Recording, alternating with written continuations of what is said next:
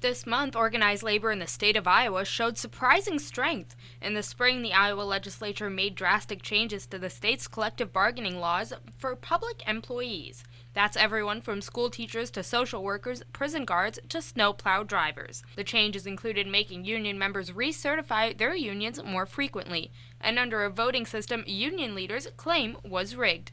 Now I'll show you why union members believe this system was rigged against them. If you look at the case of Sigourney Education Association, it was one of 3 districts that didn't pass the recertification vote. So let's take a look at the numbers here.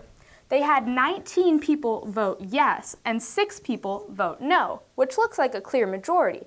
But in this election, people who didn't vote were considered a no vote, and that was another 19 people. So if you look at that, it's 25 to 19, and that's why Sigourney ended up losing the recertification vote. So that meant if public employee unions were going to win, they had to up their game.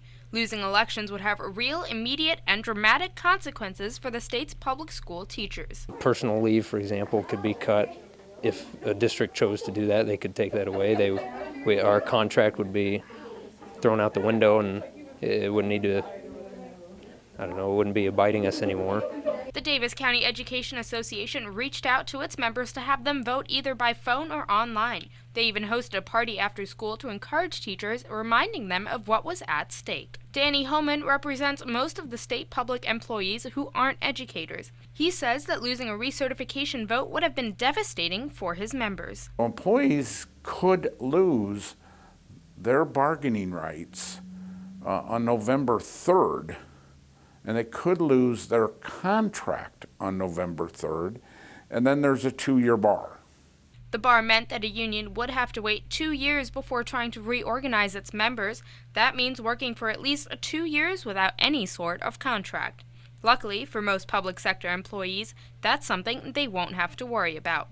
According to a statement released by the Iowa State Education Association, 216 out of 220 schools voted to keep ISEA as their union representatives. That included the Davis County Education Association, which voted 91-3 to stay unionized. The numbers were even better for Homan's union. AFSCME lost only 1 election, and that was in a 4-person local. That made Wednesday a good day for public unions in Iowa. Reporting in Ottumwa, Aish Menon, KTVO News.